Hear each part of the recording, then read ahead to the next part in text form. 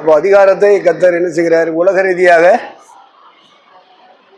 உலக தலைவர்கள், உலக அதிகாரிகளுக்கு தேவன் அதிகாரம் கொடுக்கிறார். அதிகாரத்தை எதிர்த்து நிற்கிறவன் தேவனுடைய நியமத்துக்கு எதிர்த்து நிற்கிறான் அப்படின்னு நேற்று சிந்திச்சோம். எந்த அதிகாரமும் தேவனால் உண்டாயிருக்கிறது. அது முதலமைச்சர், பிரதம அமைச்சர், ஜனாதிபதி, கவர்னர், ஐஏஎஸ், ஐபிஎஸ், எல்லா துறைகளை சார்ந்த அமைச்சர் பெருமக்கள், அதிகார பெருமக்கள் அவங்க சீட்டில் வந்து உட்கார்ந்துட்டாங்கன்னா அந்த சீட்டு தேவன் கொடுத்த சீட். அதை நீங்கள் புரிஞ்சுக்கணும். அது சீட்டுக்கு வர்றதுக்கு ஒவ்வொருத்தரும் ஒரு முறையை கையாண்டிருப்பான். உலகத் தலைவர்கள் அந்த பதவியை பிடிப்பதற்கு, அந்த அதிகாரத்தை பிடிப்பதற்கு பல வழிகளிலே முயற்சி எடுத்து வந்து சீட்டில் உட்காருவாங்க. உட்கார்ந்துட்டாங்க அப்படின்னா அந்த அதிகாரம் தேவனால் உண்டாயிருக்கிறது என்று விசுவாசிக்க வேண்டும். அவன் எப்படி வந்தான், எந்த வழியாக வந்தான், அதெல்லாம் நம்ம ஆராய்ச்சி பண்ணக்கூடாது. உண்டாயிருக்கிற எந்த அதிகாரமும் தேவனால் உண்டாயிருக்கிறது. சீட்டில் வந்து உட்காந்துட்டான் அப்படின்னா தேவன் அந்த சீட்டை கொடுத்துட்டாருன்னு நம்ம விசுவாசிக்கணும். அவன் எந்த வழியில் வரலாம். உலகத் தலைவர்கள் பல வழிகளில் வருவாங்க. ஆனால் கீழ்ப்படியணும். நம்ம எல்லாரும், மக்கள் எல்லாரும் அந்த தலைவர்களுக்கு கீழ்ப்படியணும். அவங்களுடைய சட்டத்திட்டங்கள் கீழ்ப்படியணும். அதை நம்ம புதிய ஏற்பாட்டில் திருச்சபை மக்கள், ஊழியர்கள் இந்த அதிகாரங்களுக்கு கீழ்ப்படியணும், எதிர்த்து நிற்கக்கூடாது என்று சொல்லி நாம் தியானித்தோம், படித்தோம். ரெண்டாவது குடும்பம். ரெண்டாவது என்னது? குடும்பம். அந்த எபேசியர் 6:1-2-3, எபேசியர் 5:21. பிள்ளைகளே, உங்கள் பெற்றாருக்கு கர்த்தருக்குள் கீழ்ப்படியுங்கள், இது நியாயம். உனக்கு நன்மை உண்டாயிருப்பதற்கும் பூமியிலே உன் வாழ்நாள் நீடித்திருப்பதற்கும் உன் தகப்பனை உன் தாயையும் கனம் பண்ணுவாயாக என்பது வாக்குத்தத்தமுள்ள முதலாம் கற்பனையாய் இருக்கிறது. எபேசியர் 5:22, 5:22. கர்த்தருக்கு கீழ்ப்படிகிறது போல உங்கள் சொந்த புருஷருக்கும் கீழ்ப்படியுங்கள். 23. சபைக்கு தலையாய் இருக்கிறது போல புருஷனும் மனைவிக்கு தலையாய் இருக்கலாம். சரி, அப்போ புருஷன், மனைவி, பிள்ளைகள், அப்பா, அம்மா, தாத்தா, பாட்டி இதெல்லாம் சேர்ந்ததான் குடும்பம். குடும்பத்தில் கணவனுக்கு மனைவி கீழ்ப்படியணும். இந்த 21ஆம் வசனம் எபேசியர் 5:21 என்ன சொல்லுது? தெய்வ பயத்தோடு ஒருவருக்கொருவர் கீழ்ப்படிந்திருக்க. பாத்திர சொல்லிட்டு தான் பொண்டாட்டி புருஷனுக்கு கீழ்ப்படிஞ்சிருக்கிறது.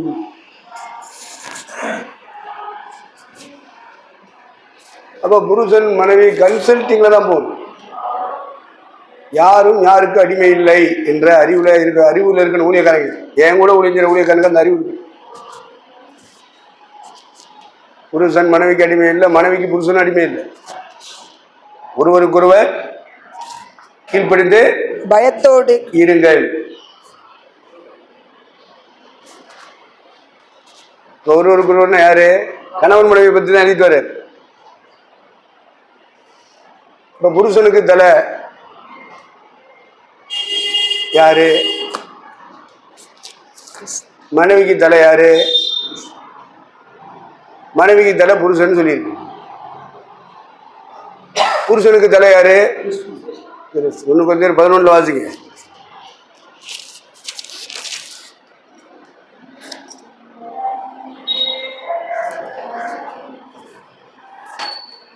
ஒன்று குருந்தியர் 11 வாசிங்க. அதில் எது இருக்கா? 5ஆம் வசனத்திலிருந்து வாசிங்க. இல்லை 3ஆம் வசனம். ஒவ்வொரு புருஷனுக்கும் கிறிஸ்து தலையாய் இருக்கிறார் என்றும் ஸ்திரிக்கு புருஷன் தலையாய் இருக்கிறான் என்றும் கிறிஸ்துவுக்கு தேவன் தலையாய் இருக்கிறார் என்றும் நீங்கள் அறிய வேண்டும் என்று விரும்புகிறேன். இங்க ஒரு ஒழுங்கு வைக்கிறேன்.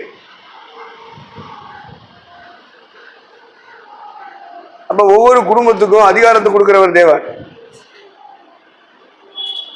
அப்ப புருஷன் மனைவி அப்படின்னு சொல்லும்போது இந்த இப்படித்தான் நீங்க வாசிச்சிருப்பீங்க. புருஷனுக்கு மனைவிக்கு தலை புருஷன், புருஷனுக்கு தலை கிறிஸ்து, கிறிஸ்துவுக்கு தலை தேவன். இப்பதான் நீங்க புரிஞ்சுக்கிறேன். நேற்று புரிஞ்சுக்கிட்ட மாதிரி இன்னைக்கு நீங்க புரிஞ்சுக்கிட்டீங்கன்னா நல்லது. நீங்க இதுவரைக்கும் புரிஞ்சுக்கிட்டது எப்படி? புருஷன் ஆட்டி வச்சா மனைவி என்ன செய்யணும்? ஆடணும். ஆட்டி வைத்தால் யார் வருவர்? ஆடாதாரோ கண்ணா?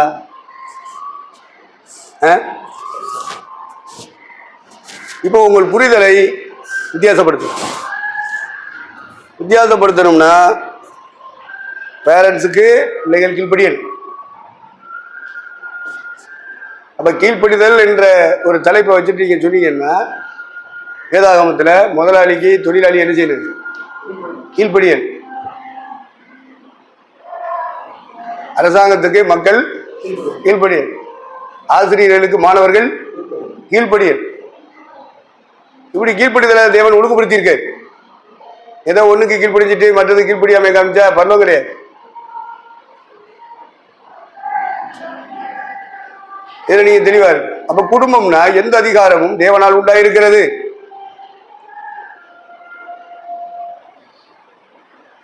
கிறிஸ்துவை அதிகாரப்படுத்துகிறவர் தேவன், புருஷனை அதிகாரப்படுத்துகிறவர் தேவன், மனைவியை அதிகாரப்படுத்துகிறவர் தேவன், ஆசிரியர்களை அதிகாரப்படுத்துகிறவர் தேவன், முதலாளியை அதிகாரப்படுத்துகிறவர் தேவன், அரசாங்கத்தை அதிகாரப்படுத்துகிறவர் தேவன். எந்த அதிகாரமும் தேவனால் உண்டாயிருக்கிறது. இதெல்லாம் வேத வசன வெளிச்சத்துல, வேத வசன பாதையில இப்படி போனால்தான் பரலோகத்துக்கு போக முடியுன்ற அறிவு ஊழியக்காரங்களுக்கு இருக்கணும். என்ன தேவை போய்ச்சிட்டு கூடாது. ஒண்ணுக்கு கீழ்ப்படிஞ்சு ஒண்ணுக்கு கீழ்ப்படியாம போக கூடாது. எல்லாத்துக்கும் கீழ்ப்படி. தேவனுக்கு சித்தமான எல்லாவற்றிலும் தேறிடனே. ஏதோ 1-2 மட்டும் கை கொண்டா போதாது, பண்ண போக முடியாது. கொலோசியர் 4:12. எப்பாப்ராவும் உங்களுக்கு வாழ்த்துதல் சொல்லுகிறான். உங்களை சேர்ந்தவனும் கிறிஸ்துவின் ஊழியக்காரனுமாகிய இவன் நீங்கள் தேவனுக்கு சித்தமானவைகள் எல்லாவற்றிலும் தேறினவர்களாயும் பூரண நிச்சயமுள்ளவர்களாயும் நிலைநிற்க வேண்டும் என்று தன் ஜெபங்களில் உங்களுக்காக எப்பொழுதும் போராடுகிறான். என்னத்துல தேவனுக்கு சொல்லுங்க ஐயா. சும்மா பிரதகம் பண்ணிட்டு கிடைக்கிற காணிக்கை வச்சு சாப்பிட்டு போலான்னு நினைக்காதீங்க. அதெல்லாம் ஊழியமே கிடையாது. அப்படி போய்கிட்டு இருக்கிற நிறைய பேர் பாதாளத்துக்கு போயிடுவான். நீ போயிடக்கூடாது. இப்ப தேவனுக்கு சித்தமான எல்லாவற்றிலும் நான் வரிக்கு போவேன். வரிகை பத்தி பிரதமர் பண்றவன் பாட்டு பாடுறவன் போக மாட்டேன். நீங்க எல்லாம் தெளிவா இருக்கணும். தேவனுக்கு சித்தமான எல்லாவற்றிலும் இருக்கிற என்னென்ன சொல்லு. நீங்கெல்லாம் தேவ சித்தப்படி வந்திருக்கிறார்கள் தானே? ஆமாவா இல்லையா? சொல்லு. ஆமான்னு வேமா சொல்ல தெரியல. சொல்லு. தேவனுக்கு சித்தமான எல்லாவற்றிலும் சொல்றாரு. அப்ப எதெல்லாம் தேவ சித்தம்? என்னப்பா? ஒரே வார்த்தையில சொல்லணுமானால் தேவனுக்கு ஒப்புக்கொடுக்கப்பட்ட ஊழியக்காரன் நான் செய்யற எல்லாவற்றிலும் நான் ஊழியக்காரன் கீழ்ப்படிஞ்சிருக்கேன். அவனுக்கு மத்தவங்க சொல்லுங்க ஐயா. அவன் கருத்தை அவன் சொல்லிட்டான், நம்ம கருத்தை நம்ம சொல்லுவோம். அவன் ஒரே வார்த்தையில சொல்லிட்டான். நமக்கு பல வார்த்தை இருக்கும்ல. சுத்தமான எல்லாவற்றிலும் சொல்லியிருக்கல. எல்லாம்லாம் என்னடான்னாக்கு நான் கேள்வி. ஏன் கேள்வி? எல்லாம்லாம் என்ன தெரியாட்டா எப்படி நடத்த முடியும்? எப்படி வாழ முடியும்? நாம வாழாட்டா சபைக்கு எப்படி சொல்லிக் கொடுக்க முடியும்? ஊருக்கு உதவி பண்ணிட்டு போகக்கூடாது. நிறைய ஊழியர்களை பார்த்தேன். வரதங்க சரியா பண்றேன். அவன் குடும்பத்துக்குள்ள சரியா நடத்த தெரியல, சபை மக்களை சரியா நடத்த தெரியல. உதயம் படிச்சிருக்காங்க, உதயம் மட்டும் பண்றான். இப்போ உதயம் படிக்கிற மக்கள்லாம் நினைச்சாங்க இவர் பெரிய ஆளு. அப்படின்னு சொல்லிட்டு அந்த ஆளை இன்னமும் உசுப்பேத்தி நாசமாக்கிட்டு போயிட்டாங்க. உசுப்பேத்தக்கூடாது. இப்போ தேவனுக்கு சித்தமான எல்லாவற்றிலும்னா இதெல்லாம் ஒன்று ஒன்றா நான் இப்போ சொல்லுவேன்னு நினைக்கக்கூடாது. நீங்கள் வீட்டில் போய் ஒன்று ஒன்றா தேடல் ஒன்று ஒன்றா நினச்சேனே அசைன்மெண்ட் கொண்டாங்கன்னு இருந்தாலும் மொபைலில் கேட்பாரு, நேரடியாக கேட்பாரு, யாரும் கொடுக்க மாட்டோமே. அதுக்கு கீழ்படிச்சா தான் நாங்கள் சரியாயிருவோமே.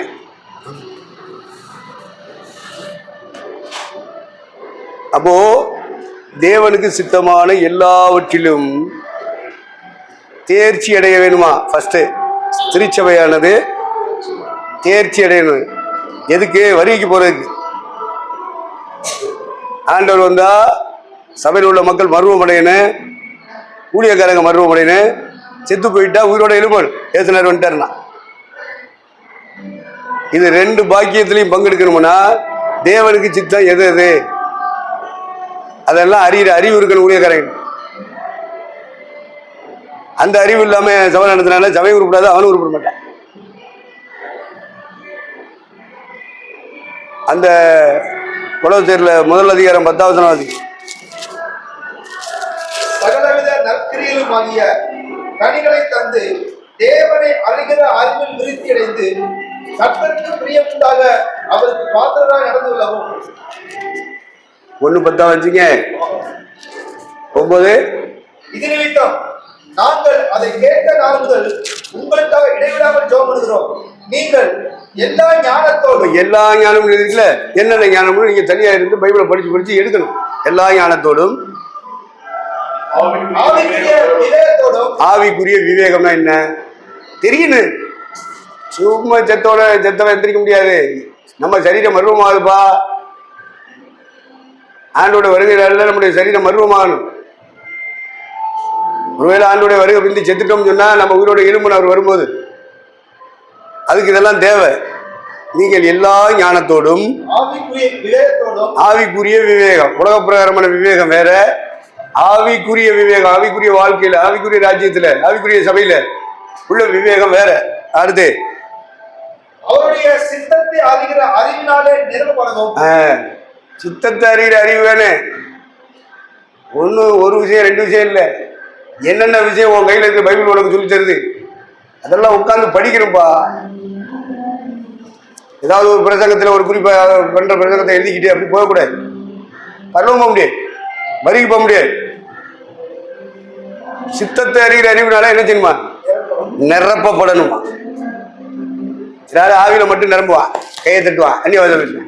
சித்தத்தை அறிகிற அறிவுல நிரம்பிருப்பானா? கிடையாது. அவனுக்கு சித்தம்னா என்னன்னு தெரியாது. அவனுக்கு சில ஆளுகளுக்கு சித்தம்னா என்ன தெரியுமா? பித்தம். ஓசியா 7 9 ஓசியால ஆவியை பெற்ற மனிதர்கள் எப்படி இருக்காங்களா? ஓசியா 9 வாசி. இஸ்ரவேலர் அறிந்து கொள்வார்கள்.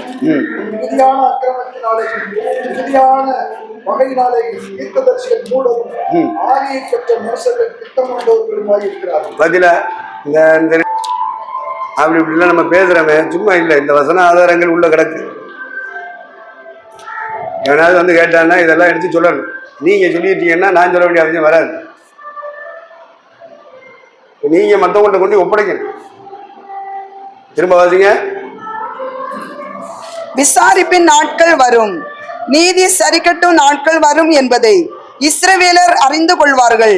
உன் மிகுதியான அக்கிரமத்தினாலேயும் மிகுதியான பகையினாலேயும் தீர்க்கதரிசிகள் மூடரும் ஆவியை பெற்ற மனுஷர்கள் பித்தம் கொண்டவர்களுமாய் இருக்கிறார்கள். சித்தத்தறிகிற அறிவு இல்லை அவங்களுக்கு. என்ன தேவபிரதம் பண்ணாங்க, ஒரு ஆறா நடத்துறாங்க, ஒரு சூசத்தை அறிவிப்பாங்க. காணிக்க தத்துவம் இருந்துச்சுன்னா வாங்கி பொங்கி தின்னுட்டு தூங்குவாங்க. அவ்வளோதான். இதுவா தேவ சித்தம்? சித்தத்தை அறிகிற அறிவுனால நிரம்பணும்ப்பா. அதே ஆவிக்குரிய திருச்சபைகள் பித்தம் முடிச்சதா இருக்கு. ஏன் அந்த பித்தம்? மிகுதியான பகை, மிகுதியான பகை. அக்கிரமம் ஒழுங்கே கிடையாது. இஷ்டப்படி வாழ்றது, இஷ்டப்படி பேசுறது, இஷ்டப்படி சுத்துறது, அதெல்லாம் கிரமம் தப்புறது. ஆண்டவர் நியமிச்ச பாதையில போகாம அடுத்தவன் எந்த பாதையில போறான், அடுத்தவன் எந்த பாதையில போறான், அந்த பாதையில டைவர்ட் ஆயிடுது. எதுக்கு இவங்க எல்லாம் புத்த முடிச்ச கூட போறாங்க? ஆவிய பெற்ற மனுஷர்கள், தீர்க்கதரிசிகள், ஊழியக்காரங்க, அவங்க தீர்க்கதரிசி தானே, எல்லாரும் அபிஷேகம் பண்ணப்பட்டவன் தானே, பித்தம் முடிச்சவனா இருக்கானே. ஓசியா தீர்க்கதரிசி காலத்திலேயே ஆவியானவர் பேசுறாரு, இவங்க எல்லாம் பித்தம் முடிச்சு தர்றாங்கப்பா, சித்தத்தை அறிகிற அறிவாக்கு இவங்களுக்கு வேணும். கிரமம் தப்பி போகணும். அதாவது ஆண்டவர் நியமிச்ச வசன பாதையை விட்டுட்டு இவன் சொந்த பாதையில போயிட்டு இருக்கான். இந்த தீர்க்கதரிசில இந்த அபிஷேகம் பண்ணப்பட்டவங்க சொந்த பாதையில போகணும்.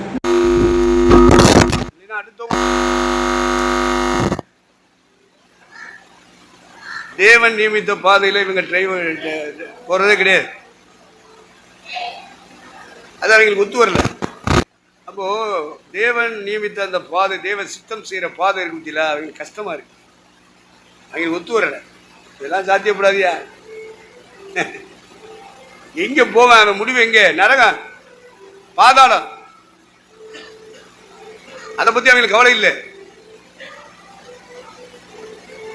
சித்தத்தின் பாதை அவங்களுக்கு தேவையில்லை. சித்தத்தின் பாதையில போகணும்னா சித்தத்தை அறிகிற அறிவு, மனதில் இருக்கு சித்தம். சித்த ஆண்டவருடைய மனதில் இருக்கு.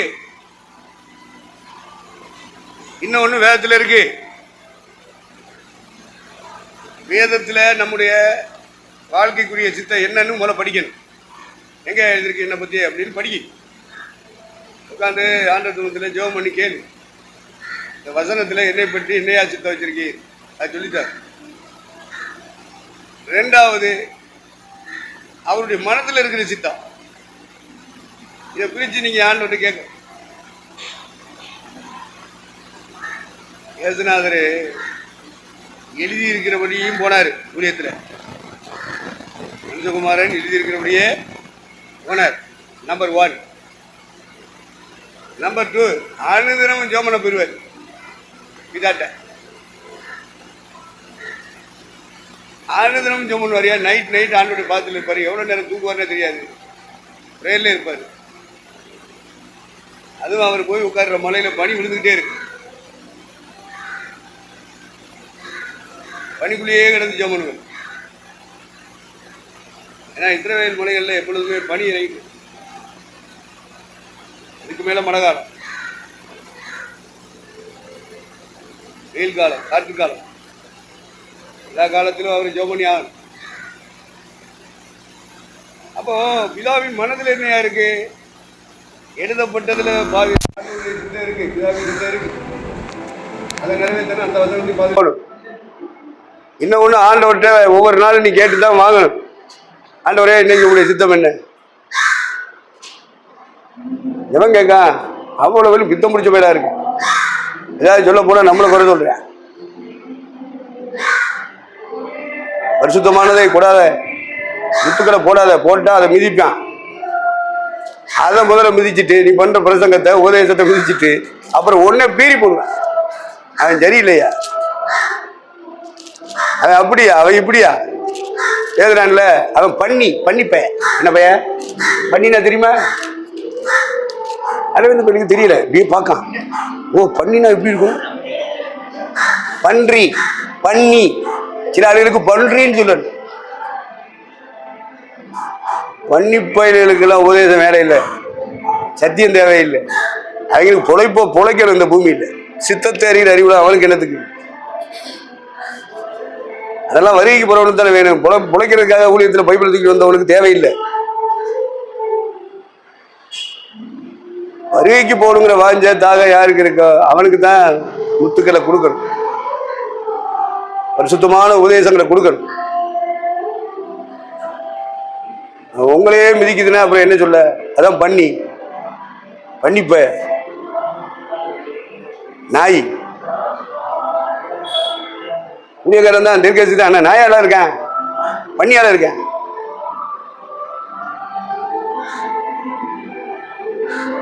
ஞானி சாலமோன் சொல்லுவான், அதை எடுத்து இவன் பயன்படுத்துவான் பேதுரு.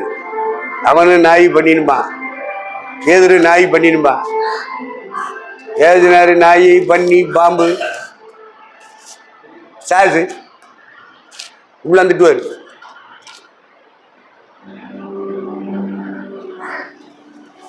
சாசுடைய ஆவி எங்க இருக்கோ அவரை பிசாசு சொல்லுவார். நாயுடைய ஆவி யாருக்குள்ள இருக்கோ, வெளிய மனுஷனா தான் தெரியும், உள்ள நாயின் ஆவி இருக்கு, அவனை நாயிம்ப. நாய்களுக்கு எச்சரிக்கையா இருக்குன்னு பவுல் சொல்லுவான். இப்ப நாயின்னு சொல்லுவாங்க. இன்னும் கூடுதலா திட்டணும்னா ஓநாயும்பா.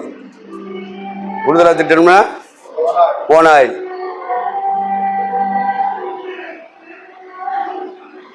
இப்படியே கடுமையான ஒரு எச்சரிப்பின் வார்த்தைகள், ஜாக்கிரதையின் வார்த்தைகள் ஆண்டவர் சொல்லுவாரு. அப்போஸ்தலர் சொல்லுவாங்க.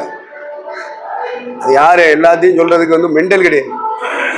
யாருக்குள்ள என்ன ஆவி இருக்குன்னு பார்த்துட்டாங்களோ அவனை நாயும்பா, அவனை பண்ணிப்பா, அவனை சாசும்பா, அவனை சர்ப்பத்து என்னது விரியன் பாம்பு குட்டி பாம்பு அப்படிம்பாங்க. இந்த பாம்பு வெளியெல்லாம் செய்வேன், இப்படியே நெளிஞ்சு நெளிஞ்சு போவேன். எப்படி நெளிஞ்சு நெளிஞ்சு போவான் பார்த்துக்க. அப்பயே நம்ம கண்டுபிடிச்சிக்கிறேன், அதான் பாம்பு உள்ள நுழைஞ்சிச்சு. நம்ம கொஞ்சம் ஜாக்கிரதையா எப்படின்னா அவ்வளோதான், உஷ் பாம்பு மாதிரி படம் எடுத்துருவேன்.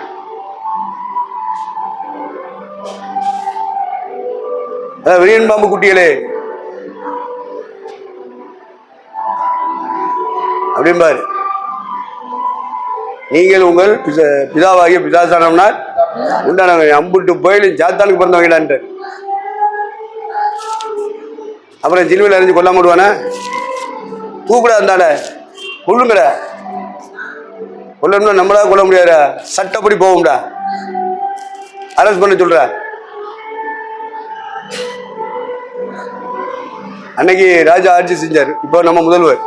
அன்னைக்கு ராஜா, அவங்களுக்கு பேரு ராஜா, அடுத்து கவர்னர். அப்ப கலிலியாவில் இருக்கிற மன்னர்கள், ஆசாரியர்கள், மத ரீதியில அண்ணா காய்பா நியாயந்திருக்கள், ஜனகரிப் சங்க நியாயந்திருக்கள், சட்டப்படி போறாங்க பாருங்க. ஒன்றும் சொல்ல முடியாது, சட்டப்படி போட ஏதுனாருனாலே ஒன்றும் சொல்ல முடியும். அதனால மத சட்டங்களின் அடிப்படையில் முதல்ல நியாயம் தந்தாங்க. அப்புறம் ஸ்டேட் கவர்மெண்ட் சட்டப்படி உள்ள நியாயத்திற்கு வந்தாங்க. அடுத்து central government, representative governor Pilate, இதெல்லாம் சட்டப்படி தீர்க்கப்பட்ட தீர்வு, நியாய தீர்ப்பு. வாதாடி ஆவணங்களையும் சாட்சிகளையும் சமர்ப்பித்து இவர் மரணத்துக்கு பாத்திரவான் அப்படின்னு ப்ரூவ் பண்ணி அவரை அறையணும். எல்லா முயற்சியும் எடுத்து பார்த்தாங்க, ஆனா ஆவணங்களும் சாட்சி ஒத்து வரல. அதனால கவர்னர் கடைசியா சொன்னாரு, இந்த நீதிமான் மேல் ஒரு குற்றமும் இல்லப்பா, இந்த மனுஷன் மேல எப்படி குற்றம் சொல்ல, மரணத்துக்கு எதுவான தீர்ப்பே இல்லையே, நீங்க கொண்டு வந்த சட்டத்தின்படி உள்ள ஆவணங்களும் நிக்கல, நீங்க கொண்டு வந்த சாட்சிகளும் நிக்கல. அதனால வருஷத்துக்கு ஒரு தடவை கவர்மெண்ட் விடுதலையாக்கும் ஜெயிலில் இருக்கிறவங்க இல்லை. அதுல இந்த வருஷம் 2 பேர் செலக்டடு, ஒன்னு பரவாசு, இன்னொன்னு ஏசு. இந்த வருஷம் பஸ்கா பண்டிகையில் 2 பேரை செலக்ட் பண்ணி வச்சிருக்கோம். ஒன்னு பரவாசு, இன்னொன்னு ஏசு. நான் ஏசு விடுதலையாக்க விரும்புறேன்டா.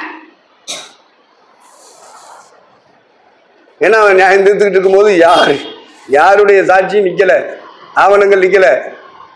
அவன் முன்னாடி இருக்கிற கடிதம் இருக்கு, ஏசுனாருக்கு வக்காலத்து வாங்கி ரெக்கமெண்டேஷன் பண்ணி அவரை தீர்ப்பு வழங்கும் போது பார்த்துக்கிறாங்க.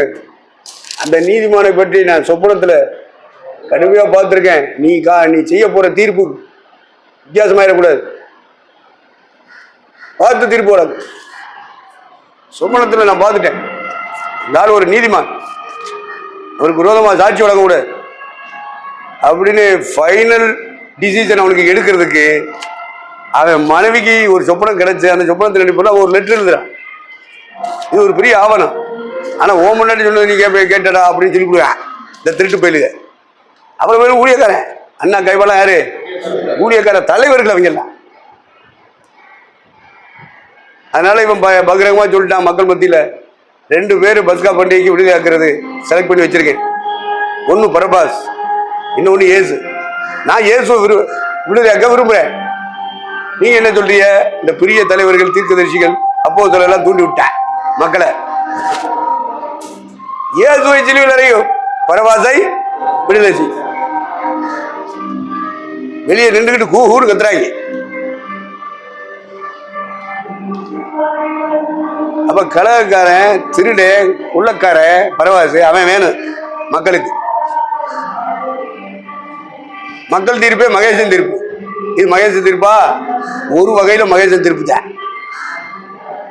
மக்கள் தீர்ப்பே மகேசன் தீர்ப்பு. இந்த மக்களை கையில வச்சுக்கிட்டு இந்த தலைவர்கள் பண்ற அட்டூழிய கொஞ்ச நெஞ்சம். ஏன்னு கேட்டா இவருடைய போதனைகள், செயல்கள் எல்லாம் அவங்க கையில வச்சுக்க நியாயப்பிரமாணத்துக்கு விரோதமா இருக்கு, தேவாலயத்துக்கு விரோதமா இருக்கு, யூத கலாச்சாரத்துக்கு, பண்பாட்டுக்கு விரோதமா இருக்கு. அதனால எதிரியா மாறிட்டாங்க. நீங்களும் போய்விட மனதாரிக்கலாரு ஏதனாரு கேட்டாரு, சும்மா கேட்கல. ஏன்னா அப்படிப்பட்ட பிரச்சனை வரப்போது அந்த நேரத்தில் கழட்டி விட்டுட்டு போறதோட இப்பவே போகடா. இதான் போயிட்டா 70 பேர். எத்தனை பேரு? 70 பேர் ஏதனாரு விட்டுட்டு போயிட்டேன். மீதி 12 பேர் இருந்தாங்க. நீங்களும் போய்விட இந்த அவங்க போயிட்டாங்க பாருங்க. உங்களை மாதிரி ஊழியம் செஞ்சவங்க போயிட்டாங்க. உங்களுக்கும் மனசு தெரிஞ்சா இப்பவே போயிரு. ஏன்னா அதை விட பெரிய பிரச்சனை வரப்போகுது. இது வெறும் பிரசங்கம் தான், உபதேசம். இதுலயே 70 பேரும் எழுதிட்டான். இனி சிலுவையில் அறையப்பட போறேன், ஊரே காரி துப்பு. அப்ப நிப்பியலா? அதனால நீங்களும் இப்பவே போயிருங்க அப்படின்னு இயேசுனர். இப்பதான் யார் இடத்துல போவோம்? ஆண்டவரே,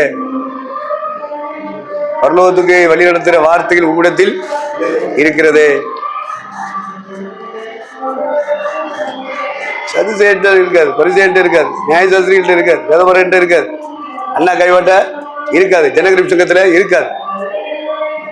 நம்முடைய ஆன்மாவுக்கு ஏற்ற வார்த்தைகள் அங்கிருந்து வராதியா.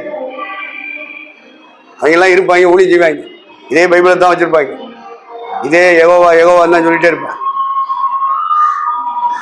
ஏசுனார் அவங்களோட எந்த ஃபெல்லோஷிப் வச்சுக்கல. அதில் நீங்க கருத்தா இருக்க. தேவனுடைய சித்தத்தை அறிகிற அறிவினாலே நீங்கள் நிரப்பப்பட்டால் உங்க ட்ராக் வித்தியாசமா தான் இருக்கும். இந்த பூமியில சாகிற வரைக்கும் எல்லாரோட இணைய முடியாது. பரிசேயரோட பரிசேயரோட அந்த ஊழியக்காரர்கள ஃபெல்லோஷிப்ல எல்லாம் இசைய முடியாதப்பா. அவங்களுக்கு தேவ சித்தம் தேவையில்லை. எங்களுக்கு ஒரு ஊழியம் செய்யும். இப்படி சதுசேய ஐக்கியத்துல ஏசுனார் போய் ஃபெல்லோஷிப் வச்சாரா? இல்ல. அவன் இந்த பைபிளை தான் கையில வச்சிருக்கான். அந்த கோயில்ல தான் ஆராதிக்க போறேன். அப்ப ஒரே தேவனை ஆராதிச்சாலும் ஒரே பைபிள் எடுத்து பிரசவம் பண்ணாலும் அவங்களோட போய் ஃபெல்லோஷிப் வைக்க கூடாது. தேவ சித்தம் செய்யறவன் போக மாட்டான். அரிசிக்காக, காசுக்காக, பேருக்காக, போலுக்காக போறவன் தான் போவான்.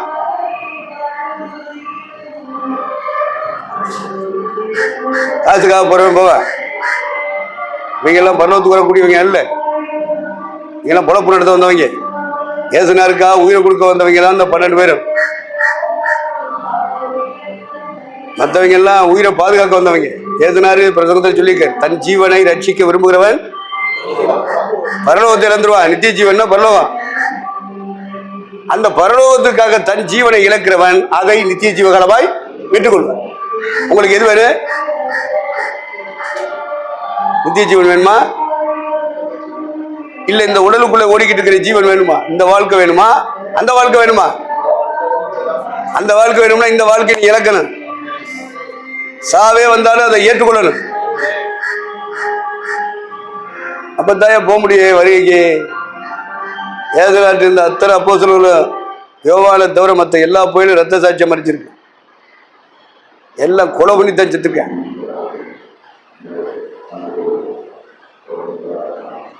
அப்ப ஏசுனாரு உயிரை கொடுத்தாரு, ரத்த சிந்தை. அது மாதிரி இங்க உட்கார்ந்து இருக்கிற ஊழியக்காரன் பூரா அந்த இடத்துக்கு வரணும். அந்த தீர்மானம் எடுத்தா தாயா ஆவிக்குரிய ஊழியக்காரனா சிறந்த தலைவனா இருக்க முடியும். ஏசுனாரு சிறந்த தலைவன்.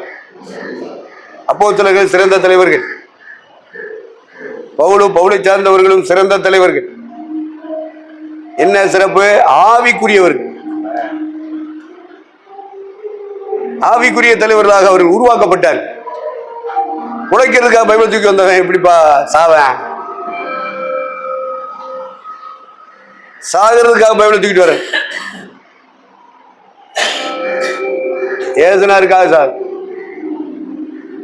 அவருடைய நாமத்தை பிரசாப்படுத்தும் இடத்துல பிடிக்காதவன் உன்னை வெட்டிடுவான். சோத்ரா மலையிலேன்னு சொல்லி போயிட்டே இருக்கு. சுவிசேஷத்தை அறிவிக்கிற இடத்துல வெட்டிடுவான்.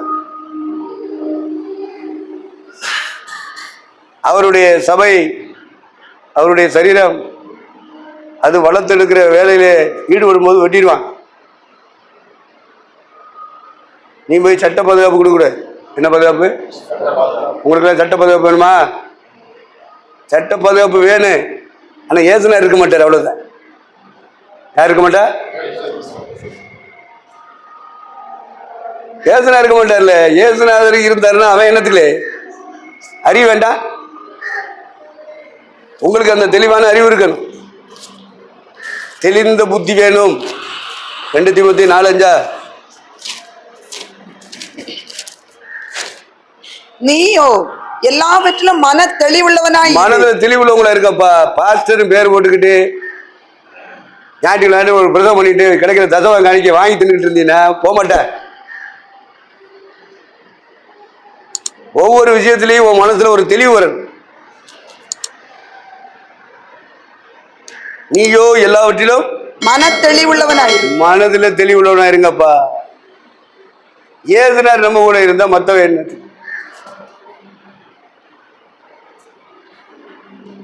ஆண்டவர் நம்மோடு இருந்தால் அந்த 8:36 ரோமர் என்ன எழுதியிருக்கு? 33, 34.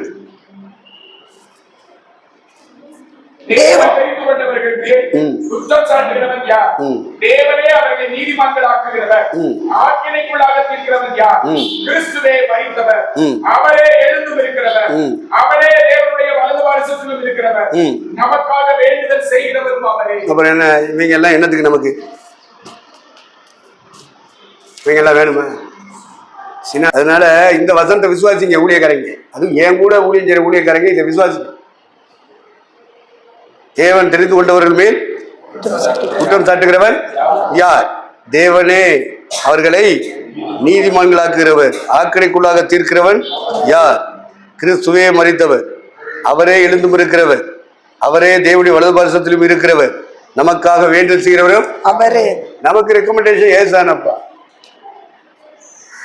மறைச்சிருவான் சாத்தா, நம்முடைய கண்ணை மறைச்சிருவான். இந்த வசனத்தை பார்க்க விடாத மறைச்சிருவான். வேற என்னத்தையாவது கொண்டு வந்து காட்டுவேன். ஏசுனார் எதற்காக மரித்தார்? எதற்காக அடக்கம் பண்ணப்பட்டார்? எதற்காக உயிர்த்திருந்தார்? எதற்காக பரமேறினார்? எதற்காக பிதாவின் வலது பாரிசத்தில் உட்கார்ந்து இன்னைக்கு வரைக்கும் ஜெபம் பண்ணிட்டு இருக்காரு? யாருக்கு விசுவாசம் இருக்கா? ஓன் ஜெபத்தையும் ஏன் ஜெபத்தையும் பிதா கேட்கட்டாலும் குமாரனுடைய ஜெபத்தை கேட்பாரா? கேட்க மாட்டாரா? அதையாவது விசுவாசி. அப்படியே சொல்லு ஆண்டவர்கிட்ட, ஒரே என் ஜெபம் அங்கீகரிக்கப்படாட்டாலும் குமாரன் எனக்காக ஜெபம் பண்ணுவாரு, எனக்காக மரித்தவர், எனக்காக அடக்கம் பண்ணப்பட்டவர், எனக்காக உயிர்த்து வந்தவர், எனக்காக பரமேறினவர், எனக்காகவே ஜெபம் பண்ணிட்டு இருக்கிறது. அவர் எனக்காக பரிந்து பேசுறவரே. அந்த ஜெபத்தை கேட்காம விடுவீரா? அதையாவது கேட்டு என்ன செய்யும்? ரட்சியோ தப்புவியோ அப்படி சொல்லணும். அதனால சட்ட பாதுகாப்புலாம் தேடிட்டு இருக்க மாட்டான். ஏன்னா சட்டங்களை இயற்றுகிறவனுக்கு மேல உள்ளவரே ஏசுனாரு. அவரே இவனுக்கு பக்கபலமா வந்துட்டாருன்னா மற்றது ஒண்ணு அவனுக்கு தேவையே இல்லை. பொழப்புக்கு வந்தாய் பத்தியில அவங்களுக்கு வேணும். சினாடு ஜனாடு எல்லாம் வேணும். அதெல்லாம் பொழைக்கிறவங்க. சாகிறதுக்கு வந்த கூட்டமா இருக்கணும்யா. ஏசுனாருக்காக நான் மறிக்கவும் ஆயிருந்தோம் அப்படி சொல்றவனாக பாசா இருக்கு. அவன் திருடுவானா? வந்ததே சாகிறதுக்கு. அவன் திருடுவானா? பதுக்குவானா? பொய் சொல்லுவானா? சொல்லுங்க ஐயா. ஏன்னா அவன் சாகிறதுக்காக வந்திருக்கான், சம்பாதிக்கிறதுக்கு வரல. இந்த புழைக்கிறதுக்கு வந்திருக்க அமைச்சர் பைபிளை தூக்கிட்டு அவனுக்கு தான் எல்லாமே வேணும். இந்த உலக மக்களுக்கு என்னவெல்லாம் வேணுமோ அதெல்லாம் இவனுக்கு. நான் ஆண்டவர்கிட்ட ஜெபம் பண்ணிருக்கிற காரியத்தில் என்ன தெரியுமா, இந்த பைபிள் சொல்லுது, ஜீவனிடத்தை தருவேன், நீதியின் கிடத்தை தருவேன், மகிழ்ச்சியின் கிடத்தை தருவேன், மகிமையின் கிடத்தை தருவேன், அழிவில்லாத கிடத்தை தருவேன் அப்படின்னு இந்த வேதத்தின் மூலமா ஆண்டவர் நமக்கு சொல்லியிருக்கார், வாக்கு பண்ணியிருக்கார். அந்த சிங்காசனத்தை தருவேன், இந்த சிங்காசனத்தை தருவேன் அப்படின்னு வாக்கு பண்ணிருக்கார். ஆண்டவரே சொல்லியிருக்காரா இல்லையா? அதையும் வேண்டாங்கிறேன், நான் நீரே வச்சுக்கிறேன். அது அதை விரும்புறவன் நிறைய ஊழியக்காரன் இருக்கான், பாசமா இருக்கான், அவனுக்கு கொடு. அப்ப உனக்கு என்ன வேணும்? நீர் மாத்திரம் என்னோட இருந்தா போதும். இப்படித்தான் இன்னைக்கு ஜோமட்டு இருக்கேன். ஏன்னா அது வேணும் இது வேணும்னு நம்ம கேட்டோம்னா இது செத்த பொருள் தான் கிடைக்கும். கிரீடங்களும் சிங்காசனமும் செத்த பொருள் தான் கிடைக்கும். இங்க பூமியில் இருக்கும்போது ஒரு நாள் தரமாட்டாரு. அதுவே வேண்டாங்கிறேன். நீர் அந்த விரும்புற ஊழியக்காரங்களுக்கு கொடு. அவன் அதுக்காகவே ஊழி செஞ்சுட்டு இருக்கான். இதை செஞ்சா நமக்கு ஜீவனம் கிடைக்கும், இதை செஞ்சா நீதியின் கிடம் கிடைக்கும், இதை செஞ்சா மகிழ்ச்சியும் கிடம் கிடைக்கும், இதை செஞ்சா மகிமையும் கிடம் கிடைக்கும். நீர் சொல்லி இருக்கிறீ, அதனால அவங்க அதை என்ன செய்யற, அதுக்காக உழைக்கிறான். நான் சொல்றது என்ன, அதுவும் வேண்டாப்பா. நீர் என்னோட இருக்குன்னு நான் உம்மோட இருக்கேன். இது ஒரு பாக்கியம் எனக்கு கிடைச்சா உண்மையிலேயே நீர் கூட இருக்கிற, மறுமையிலேயே இப்படிதான் நான் ஜெபம் பண்ணிட்டு இருக்கேன் இன்ன வரைக்கும். அதை தாரு இதை தாரு, எதுக்கு? எதை தந்து எனக்கு இல்லாம நானே சாக போறேன் இந்த பூமியில. அது என் கூட வருமா? வராது. அத்தான் கொடுக்குறாரு. அவரே கொடுத்தாலும் எனக்கு வேண்டான்னு தான் நான் சொல்றேன். உலகத்தில் இருக்கிறவங்க பூரா அதெல்லாம் விரும்பி கேட்டுட்டு இருப்பாங்க, ஜெபம் பண்ணிட்டு இருப்பாங்க, ஜெப குறிப்பில் வைப்பாங்க. நம்ம சாக போறோம். அப்ப செத்து போனா நமக்கு கல்லறை வேணுமா வேண்டாமா? பாத்துக்கிட்டீங்க.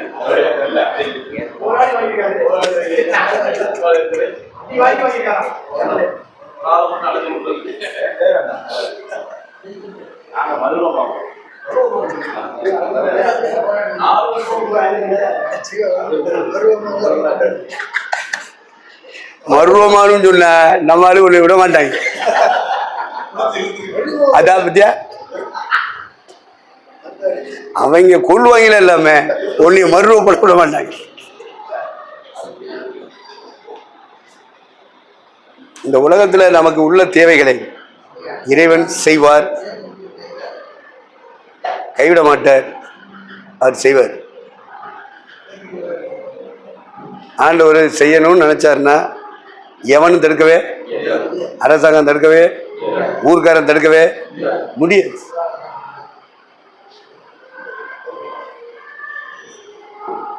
ஏதுனாரு அப்படித்தான் போனார். அதுலதான் சிறந்த தலைவர்கள் அந்த பதிலம் போகும். எங்கேயாவது ஒரு கல்லறை கிடைக்கும். நம்ம செத்துட்டோம்னா எவனாவது குல பண்ண போறேன், சேர்த்துட்டோம்னு சொன்னா எவனாவது அடக்கம் பண்ணுவேன். இப்ப கூட பிறந்தவனு பெத்த தாய்மா வந்து அடக்கம் பண்ணாங்க. தேவன் ஆயத்தம் பண்ணி வச்சிருப்பார். தேவன் ஆயத்தம் பண்ணி வச்சிருப்பார். மோசைய 40 வருஷமா நடத்தினாரு தலைவர். அவன் ஒரு தலைவன். 25 லட்சம் மக்களுக்கு அவன் தலைவன். எத்தனை லட்சம்? 25 லட்சம். அந்த தீவு முழுவதும் பார்த்தீங்கன்னா ஒரு 2-2.5 லட்சம் தான் தேர். அவன் 25 லட்சத்துக்கு தலைவன். அவன் கல்லறைக்காக கவலைப்படவே இல்லை. நம்ம செத்துட்டா யார் அடக்கம் பண்ணுவா? நமக்கு இப்பவே என்ன செய்வோம்? கல்லறை வாங்கி நம்ம அந்த இடம் வாங்கி கல்லறை தொட்டை வாங்கி நம்ம வச்சுக்கிடுவோம் அப்படின்னு அவன் கவலைப்படவே இல்லை. பாருங்க, பொண்டாட்டிக்கு கல்லறை வேணும், பிள்ளைகளுக்கு கல்லறை வேணும் கவலைப்பட்டானா? அவனுக்கு பொண்டாட்டி இருந்துச்சா இல்லையா? பிள்ளைகள் இருந்தாங்களா இல்லையா? கவலைப்படவே இல்லை. இத்தனை லட்சம் பேருக்கு தலைவர், பெரிய அடையாள அற்புதங்களை செஞ்சவர், எகிப்திலிருந்து மக்களை விடுதலையாக்கினவர், செங்கடலை கடந்தவன், வானத்திலிருந்து மண்ணாவை கொண்டு வந்தவன், கண்மலையிலிருந்து தண்ணீரை கொண்டு வந்தவன், அக்னி சம்ம மேக சம்மத்தை கொண்டு வந்தவன், ஆதரிப்பு கூடாரத்தை கொண்டு வந்தவன், 25 லட்சம் மக்களை விசுவாசத்தில் வழி நடத்துறவன். என்ன வாழ்க்கை? விசுவாச வாழ்க்கை. ஒரு வயலும் உழைக்க போல, சம்பாதிக்க போல. எப்படி சாப்பிட்டாங்க? விசுவாசத்திலேயே சாப்பாடு வாங்கி கொடுத்தேன். அப்படிப்பட்ட தலைவன். ஆனா கல்லறைக்காக அவன் என்ன செய்யல? கவலைப்படவே. புதிய ஏற்பாட்டினுடைய திருச்சபைக்கு தலைவர் இயேசு கிறிஸ்து, அவரும் கவலைப்படல கல்லறைக்கு. கல்லறை ஆயத்தம் பண்ணிட்டு அவர் சாகவும் இல்லை. அவருக்கு தெரியும் நம்ம உயிரை கொடுக்கத்தான் வந்திருக்கோம், ஜீவனை கொடுக்கத்தான் வந்திருக்கோம். அதனால நம்முடைய புதிய ஏற்பாட்டு தலைவரும் மரிக்கத்தான் தன்னை ஏற்படுத்தார். பழைய ஏற்பாட்டு தலைவர் மோசே, அவனும் மரணத்துக்கு கல்லறை ஆயத்தம் பண்ணிட்டு சாகல. ஏசுனாரும் கல்லறை ஆயத்தம் பண்ணிட்டு சாகல. ஆனா மோசையோடு தேவன் இருந்தார், ஏசுனாரோடு தேவன் இருந்தார். இது போல உங்களோடையும் என்னோடையும் தேவன் இருக்கணும். இருக்காரான்னு பாக்குறது. தேவன் இருந்தா மற்றதை பத்தி நீங்க கவலைப்பட வேண்டாம். உங்களுக்காக அவர் கவலைப்படுவார், எனக்காக அவர் கவலைப்படுவார். அவர் இருக்கணும், அவ்வளவுதான். அவர் நம்மளை விட்டு போயிடக்கூடாது. நம்மளை விட்டு போயிட்டாருன்னா இதெல்லாம் வேணும். கல்லறை வேணும், சட்ட பாதுகாப்பு வேணும், பணம் வேணும், காசு வேணும், மதிப்பு வேணும், மரியாதை வேணும். இதெல்லாம் நரகத்துக்கு போறவனுக்கு வேணும். தேவனுடைய ராஜ்யம் போறவனுக்கு தேவையில்லை. ஏன்னா தேவராஜ்யத்தின் தலைவர் இயேசு கிறிஸ்து அவர் கூட இருக்கார். அவர் இந்த உலகத்துல வாழும் போதும் கூட இருந்து நடத்துவாரு. செத்து போனாலும் உயிரோடு எழுப்பி அவர் இருக்கிற இடத்த கொண்டு வச்சுக்கிடுவார். அதனால அவர் நம்மளோடு இருந்தா போதும். நாம் அவரோடு இருந்தால் சொல்லுங்க, இதைத்தான் நீங்க விரும்பணும். உலக கிறிஸ்தவ மாதிரி, உலக தலைவர் மாதிரி விரும்பக்கூடாது, ஆசைப்படக்கூடாது. பரலத்துக்கு வர மாட்டீங்க, அவ்வளவுதான். இந்த உலகத்தில் உள்ள வானத்துக்கு கீழே பூமிக்கு மேல யாதொன்று மேலும் ஆசைப்படக்கூடாது, விரும்பக்கூடாது. ஆண்டவரே சொன்னார், மத்தேயு 6ஆம் அதிகாரம் 32 31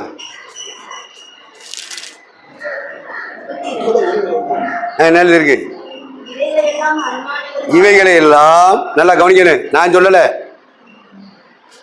நான் சொன்னேன்னு ஊர் உலகத்தில் சொல்லிடாத, என்னைய கொண்டே விடுவாங்க. ஏசுனாரு சொன்னாரு சொல்லி. யார் சொல்றது? சட்ட பாதுகாப்பு வேண்டாம், கல்லறை தோட்டம் வேண்டாம், இவைகளை எல்லாம் அஞ்ஞானிகள் நாடி தேடுகிறார்கள்.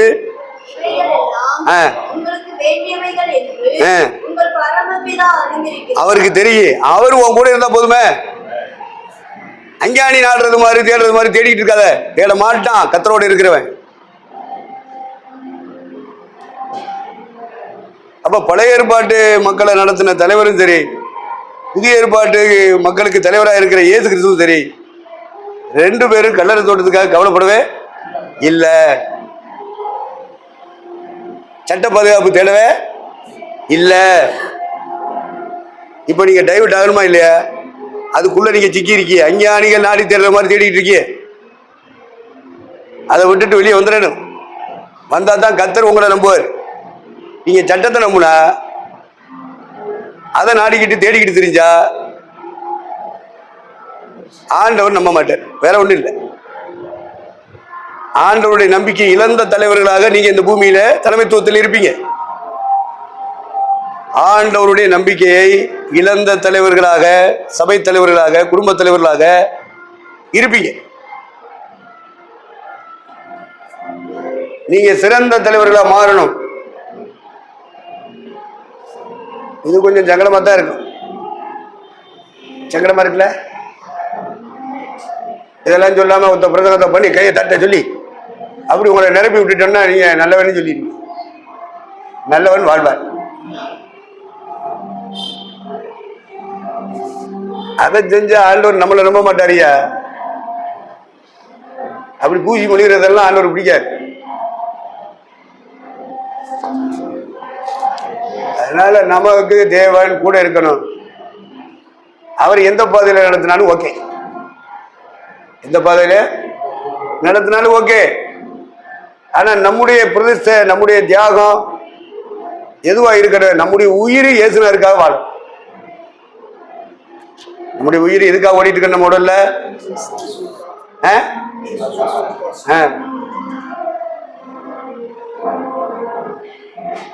சொர்க்கம் எங்கேன்னு கேட்டாங்களா?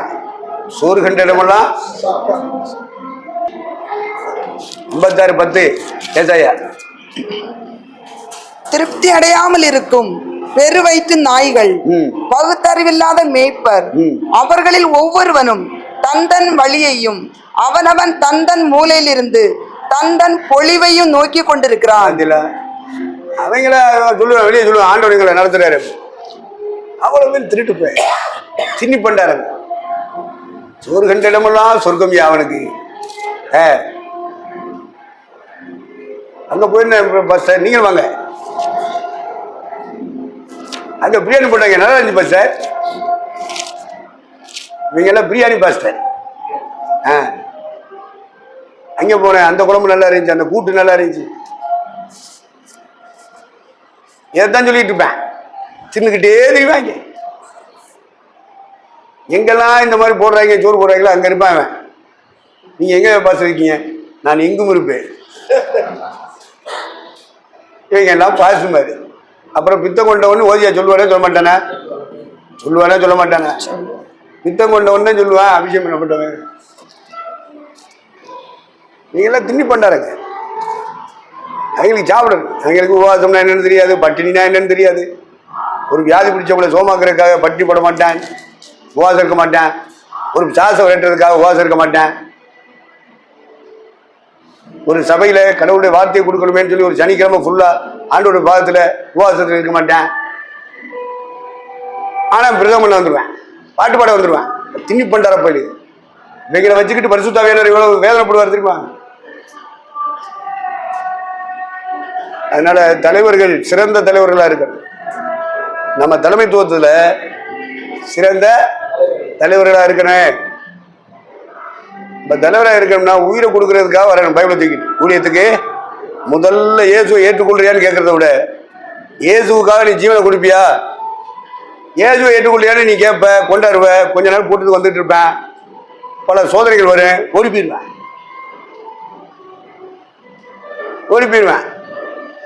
இப்ப எந்த இயேசுவை ஏற்றுக்கொள்ளணும்? உனக்காக சிலுவையில் மரித்த இயேசுவை ஏற்றுக்கொள்ள. அவர் மேல நீ நம்பிக்கை வச்சா, விசுவாசம் வச்சா, அவருக்காக நீ சாவியா? இத கேட்கணும். கேட்டா யாரையா வருவா? வர வேண்டாமே. என்னத்துக்கு வரனே சொல்லு, என்னத்துக்கு வரணும்? உனக்கு காணி கொடுக்குறேக்க, உனக்கு தசமா கொடுக்கவா? பூதேவி நீ செத்தா நரத்து போயிடுவ. நீ கூட்டிட்டு வர்ற ஆத்மாவை நரத்துக்கு.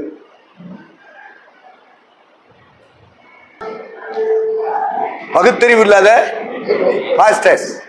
மெய்ப்பண்ண என்னது? பாஸ்டர். பகுத்தறிவே கிடையாது. பகுத்தறிவு வேண்டாம். சும்மா பாஸ்டர் கூப்பிட்டா போதுமா? அறிவு இருக்கணுமா இல்லையா?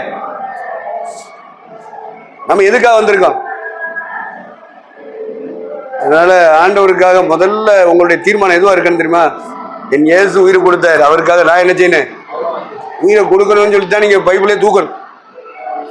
அது இல்லாம தூக்குனீங்கன்னா நீங்க நரகத்து போவியே. உங்க கீழே இருக்கிற பிரசங்க கேட்கிற ஜனங்க நரகத்து போய் வரிக்கு வராதியா. 1 தீமோத்தேயு 4:16. உன்னை குறித்தும் உபதேசத்தை குறித்தும் எச்சரிக்கையாயிரு, இவைகளின் நிலை கொண்டிரு. இப்படி செய்வாயானால் உன்னையும் உபதேசத்தை கேட்பவர்களையும் ரட்சித்துக் கொள்வாய். 7 சபைக்கு தலைவன் தீமோத்தேயு. எத்தனை சபைக்கு? 7 சபை. இந்த வெளிப்படுத்துற விசேஷம் 2ஆம் அதிகாரம் 3ஆம் அதிகாரத்தில் சொல்லப்பட்டிருக்கு தெரியுமா? எத்தனை சபை சொல்லி வரிசையா பேரை சொல்லு. இப்படி எல்லாம் சொன்னா எப்படி? எங்களை பார்த்து சொல்லுங்க. என்னென்ன சபை? யாராவது ஒரு ஆள் வரிசையா சொல்லு. பார்க்காம சொல்றாள் எத்தனை பேர் இருக்க? நம்ம தலைவர் சொல்ல சொல்லுமா? நம்மளை நடத்துறாரு பைபிள் காலேஜ்.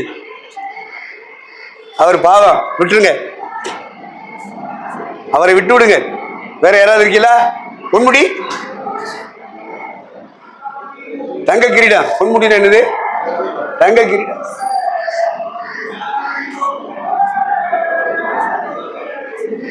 தங்க கிரீடம். நீங்க சொல்லுவீங்களா பொம்பளையே?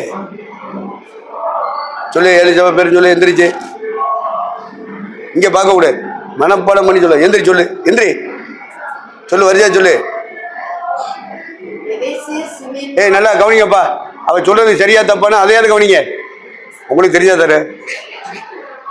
எபேசு, சிமிர்னா, தியத்திராவா? எபேசு, சிமிர்னா,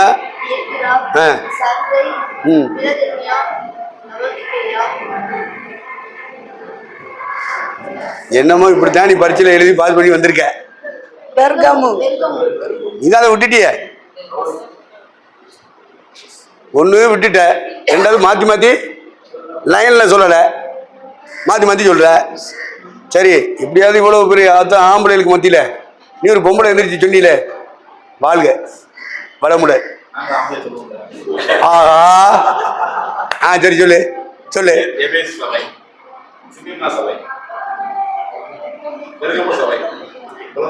ஏய் நீ சொல்லிட்டு போல, அவங்க அப்படித்தான் செய்வாங்க.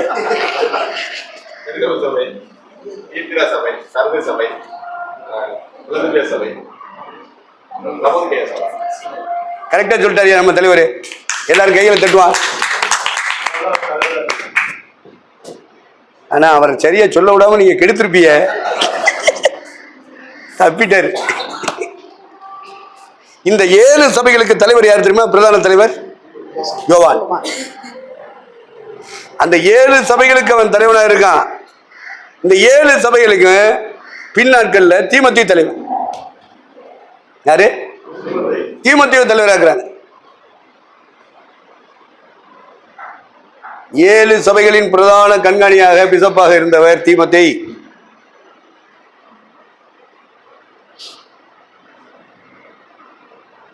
இவருக்கு மேல உள்ள ஊழியக்காரர் சொல்றாரு, எப்பா நீ 7 சபைக்கு தலைவராக இருந்தா போதாது, சிறந்த தலைவரா இருக்கணும், ஆவிக்குரிய தலைவரா இருக்கணும். சபைக்கு தலைவரா இருந்தா போதாதுப்பா, நீ ஆவிக்குரிய தலைவனா மாறணும், சிறந்த தலைவரா மாறும். உலகம் முழுவதும் ஆவிக்குரிய தலைவர் இருப்பான், அதுல சிறந்தவனா இருக்கணும்.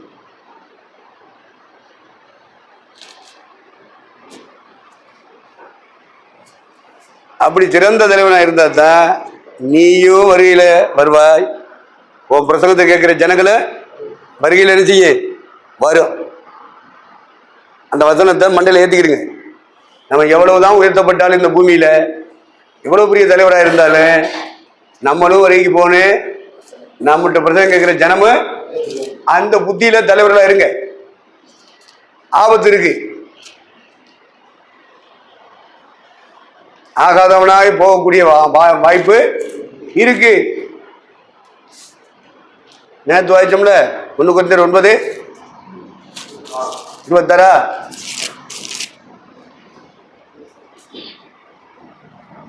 மற்றவர்களுக்கு பிரசங்கம் பண்ணுகிற நான் தானே ஆகாதவனாய் போகாதபடிக்கு என் சரீரத்தை ஒடுக்கி கீழ்ப்படுத்துகிறேன். அப்ப ஆகாதவனாய் போகிற வாய்ப்பு பாஸ்டர்மார்களாகி நமக்கு இருக்கு.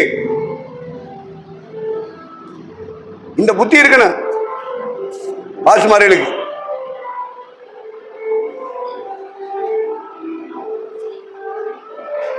ஆகாதவனாய் போகக்கூடிய இடத்துல தான் நம்ம ஊழியம் செஞ்சுட்டு இருக்கோம். அதை புரிஞ்சுக்கிறேன்னு ஊழியக்காரங்க புரியாதவங்களா இருக்க கூடாது. மற்றவர்களுக்கு பிரசவம் பண்ணுகிற நாம் ஞாயிற்றுக்கிழமை பிரசவம் பண்றோம், பைபிள் ஸ்டடியில பிரசவம் பண்றோம், காத்திர கூட்டத்தில் பிரசவம் பண்றோம், வீட்டு கூட்டத்தில் பிரசவம் பண்றோம், பொது கூட்டத்தில் பிரசவம் பண்றோம்.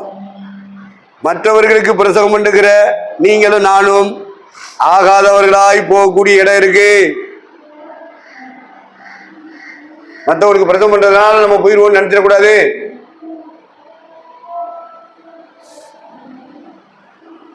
நம்மளே ரிஜெக்ட் ஆகக்கூடிய இடத்துல இருக்கு.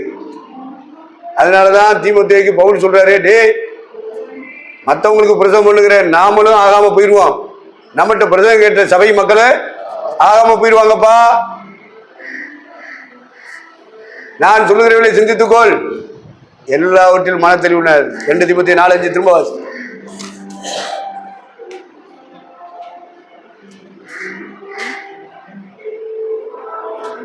2 தீமோத்தேயு 4:5. நீயோ எல்லாவற்றிலும் மன தெளிவுள்ளவனாயிரு. தீங்கு அனுபவி, சுவிசேஷகனுடைய வேலையை செய், உன் ஊழியத்தை நிறைவேற்று. இந்த 4 உங்க தலையில இருக்கணும். சிறந்த தலைவர்களாக மாறணும்னா வருகையில போகணும்னா சபை நடத்தினா போதாது, பிரசவம் பண்ணா போதாது. இந்த 4 விஷயத்தை நீங்க பகுத்து தலையில ஏத்திக்கிறீங்க, மறந்துடக்கூடாது. மறக்க வைப்பான் பிசாசு. தலையில ஏத்திக்கிறீங்க, நோட்ல ஏத்திக்கிறீங்க.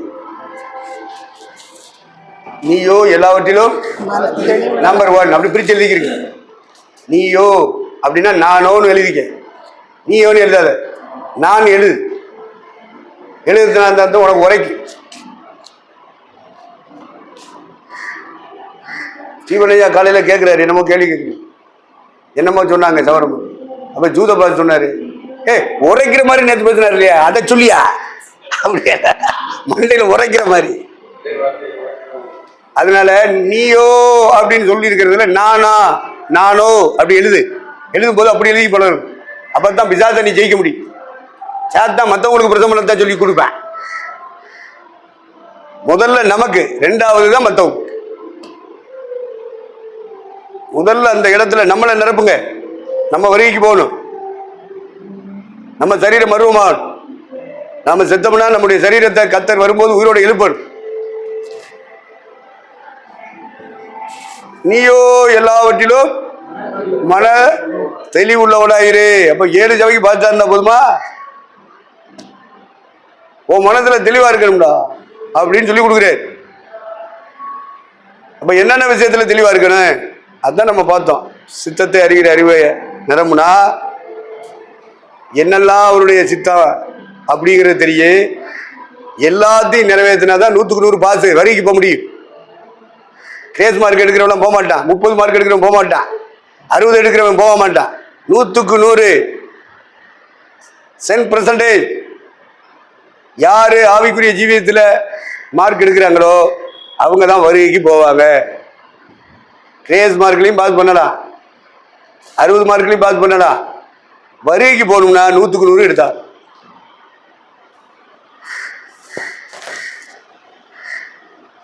ஒரே வசனம் தான், ஒரே பைபிள் தான், ஒரே இயேசு தான், ஒரே ஆவி தான், ஒரே சபை தான். அதுக்குள்ள வசனங்கள் அதுக்குள்ள வந்திருக்கிற எல்லாருக்கும் ஒண்ணு போல தான் பிரசங்க. என்ன பிரசங்கம் கேட்டாலும் அவன் 30க்கு மேல வரமாட்டேங்கிறான். அவனை எப்படி வருகைக்கு விட்டு போக முடியும்? அவன் வருகை பத்தி பிரசவம் பண்ணிட்டேன், பரிசுத்தத்தை பத்தி பிரசவம் பண்ணிட்டேன், எப்படியா வருவான்? 30 எடுக்கிற வரமாட்டாயா? சபைக்குள்ள இருப்பான், ரசிக்கப்பட்டிருப்பான், யாழ்தான் எடுத்திருப்பான், பரிசுத்தாய் விட்டுருப்பேன், அன்னிவாசம் பேசுவேன், ஜூசியா அறிவிப்பேன், ஆத்துமாக்களை கூட்டிகிட்டு வருவேன், பைபிள் வாசிப்பேன், தனிஜெபம் பண்ணுவேன், எல்லாம் இருக்கும். பக்தியின் வேஷம் இருக்கும். பரிசுத்தாய் நடத்திப்புலேயே வாழ்றவன் தான் 100க்கு 100 பாஸ் வாங்க. அதில் 30 மார்க் எடுக்கிறவன் பாஸ் ஆக முடியாதுப்பா. உலகத்தில் பாஸ் ஆகலாம் 30 மார்க் எடுக்கிறவன், அது உலக படிப்பு. 60 மார்க் எடுக்கிறவன் பாஸ் ஆகிடலாம். ஆண்டவர் சொன்னார், எல்லாருக்கும் விதைக்கிறவன் ஒருவர் விதைக்க புறப்பட்டார். சில விதை வழி அருகே விழுந்தது, சில விதை முள்ளுக்குள்ள விழுந்தது, சில விதை கற்பாறையில் விழுந்தது, சில விதை நல்ல நிலத்தில் விழுந்தது. ஆனா விழுந்தது சரிதான். ஆனா 30க்கு மேல அவன் தேர மாட்டேங்கிறானே. சிலர் கொஞ்சம் மேல வர்ற 60% ஆவிக்குரியவனா இருக்கான். ஆனா இவங்க என்னதான் தேறி வந்தாலும் 100க்கு 100 அவன் சுத்தமா கடவுளுடைய நம்பிக்கை பெற அவன் சரீரம் தான் மர்வமாகும்.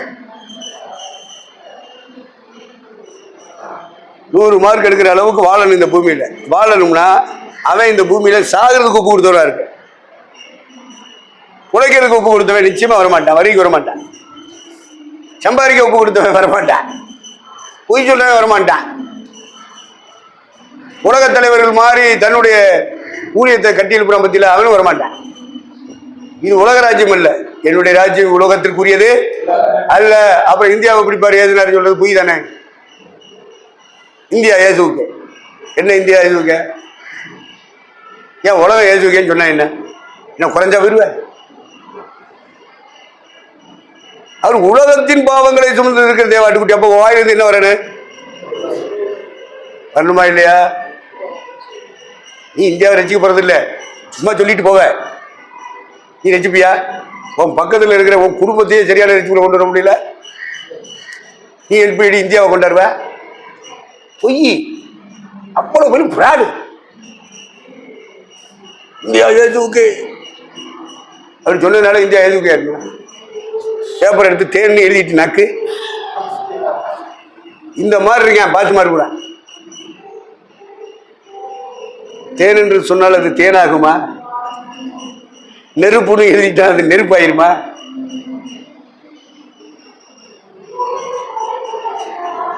அதனால அது மாதிரி இவங்க ஜெபம் பண்ணணும்னு சொல்லுவாங்க, குருமுறைன்னு சொல்லுவாங்க. தப்பு இல்லை, சொல்லிட்டு போ. ஒருவனுடைய நடைகள் அவனாலே ஆகிறது அல்லது அல்ல. ஒருவனுடைய நடைகள் அவனாலே ஆகிறது அல்ல, அழைக்கிறவராலே, தெரிந்து கொள்ளப்பட்டவராலே அவருடைய நடைகள் வித்தியாசப்படுது. சும்மா கூடிக்கிட்டு இந்த மூக்குமாடம் போட்டுக்கிட்டு இந்த வெடி போட்டாங்கன்னா சொன்னார்ல நம்ம தலைவர், அவருக்கு எரிச்சலா வந்தது. ஏதுல இருக்கு என்ன வருது அவருக்கு? நீ நானும் செய்யறதுல எரிச்சல் வருமா வராதா? அதனால உயிரை கொடுக்கறதுக்காக வரணும்ப்பா. அவன் தான் ஆவிக்குரிய தலைவனாக இருக்க முடியும், அவன் தான் சிறந்த தலைவனாக மாற முடியும். ஆவிக்குரிய தலைவர்களாக, சிறந்த தலைவர்களாக மாறுவது எப்படி? அதுதான் நம்ம இந்த 3 நாளா சிந்திச்சிட்டு இருக்கோம். 3 நாட்களாக நம்முடைய சிந்தனைகள் மர்வமடையும். இது நம்ம வாழ்க்கையில ஒப்பு கொடுத்துருக்கோமா ஆண்டவருக்கு? சாகர ஆண்டவரை உமக்காக. கோதுமை மணியானது யோவான் 12:26-25. மெய்யாகவே மெய்யாகவே நான் உங்களுக்கு சொல்லுகிறேன், கோதுமை மணியானது நிலத்தில் விழுந்து சாகாவிட்டால் தனித்திருக்கும், செத்ததே ஆகில் மிகுந்த பலனை கொடுக்கும். சாகணும்ல, இப்ப உள்ள பாத்ரூம் புழைக்க வழியை தானே சொல்லி கொடுங்க. சாகணும் சொல்லுவேண்ணா? நான் தான் சொல்லுவேன். மற்ற பூரா புழைக்கிறதுக்கு தான் சொல்லுவேன். ஏன்னா அவன் புழைக்கிறதுக்காக வந்திருக்கான் பைபிளை தூக்கிட்டு. சாகிறதுக்காக வரனே ஏசுனாரு, சாகிறதுக்காகத்தான் வந்தாரு. அவர் தன்னை கோதுமை மணி என்று சொன்னார். கோதுமை மணியானது நிலத்திலே விழுந்து சாகிறது போல ஆவிக்குரிய ஊழியம் செய்ய, ஆவிக்குரிய ஜீவியம் செய்ய வந்த ஊழியக்காரை அம்புட்டு போயின்னு சாகர். ஏசுனாருக்காக சாகர், சுசேஷத்துக்காக சாகர், அவருடைய சபை வளர்ச்சிக்காக என்ன செய்யணும்? சாகர். அது இப்படியே பொய்ய சொல்லி எல்லாரையும் நம்ப வச்சு, ஓஹோ அப்போ இந்த மார்க்கத்தில் போய் சேர்ந்துட்டா நம்மள என்ன செய்வாரு? ஆதரவிச்சு நம்ம பெரிய ஆயிடலாம், தலைவர் ஆயிடலாம். பொய்ய சொல்லி இந்த வாக்குறுதி கொடுப்பாங்க தெரியுமா அரசியல்வாதிகள்? தெரியுமாப்பா? நாங்கள் வந்த இப்போ ஆந்திராவில் ஒருத்தர் சொல்லி கொடுத்தார்ல 2500 ரூபா. இங்க என்ன 1000 ரூபா தானே கொடுக்குறாரு ஸ்டாலின். நான் 2500 ரூபா தர்றேன். சொல்லிட்டு போக வேண்டியது, செய்யறது அப்புறம்.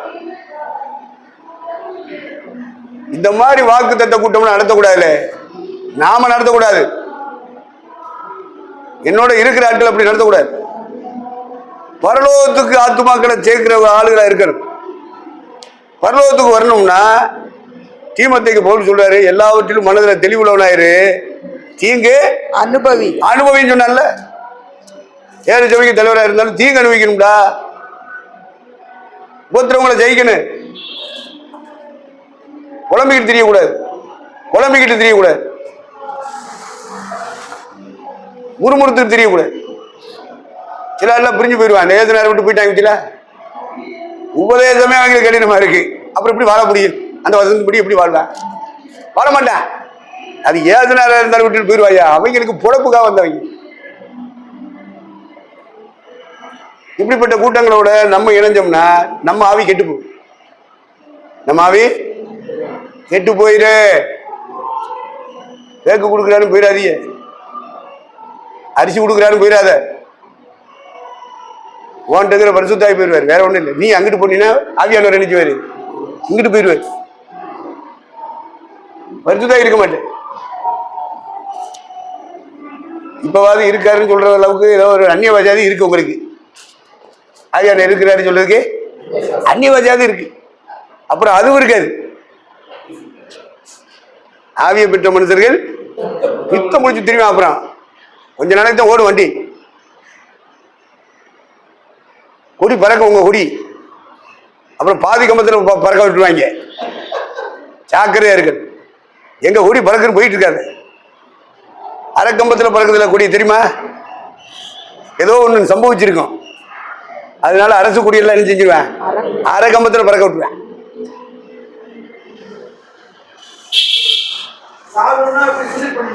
என்னப்பா என்ன சொல்றேன் சொன்னடா, என்ன கேட்டுக்கிட்டு இருந்த? அப்ப இவ்வளவு நேரம் கேட்கிறேன். சுவிசேஷத்துக்காக சாகன், சுவிசேஷத்துக்காக சாகன், சபையை வளர்க்கறதுக்காக சாகன், இயேசுவின் நாமத்தை பரப்புறதுக்காக சாகன். சாகிறவன் தான் உள்ள இருக்கணும். உழைக்கிறவன் உள்ள வந்துட்டான்னா ஒட்டுமொத்த சபையை நாசமாக்கிடுவான். எப்படி நாசமாக்குவான்? அவனுக்குள்ள சாத்து, அந்த ஊழியனுக்குள்ள சாத்தா வந்து தப்பவே முடியாது. இந்த மாம்ச சிந்தை உள்ளவன் எவனா இருந்தாலும் சரி அவனுக்குள்ள சாத்து. அப்ப சபை கெடுமா கிடையாதா? இவன் பாட்டுக்கு பிரதம் பண்ணிட்டு இருப்பான், பாட்டு பண்ணிட்டு இருப்பான். ஆனா அவனுக்குள்ள இருக்கிற பிசாசு ஒட்டுமொத்த சபையை நாசம்.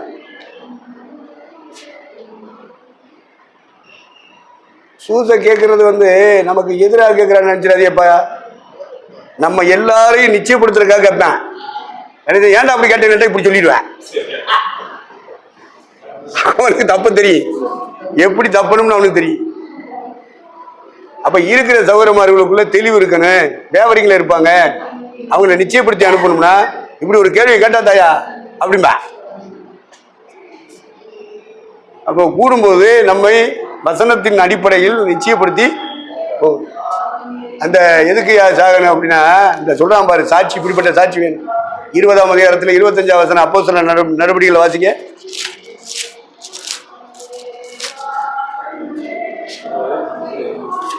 இதோ நான் உங்களுக்குள்ளே சஞ்சரித்து. அப்போஸ்தலர் நடவடிக்கைகள் 20-25 15-25 வாசிங்க.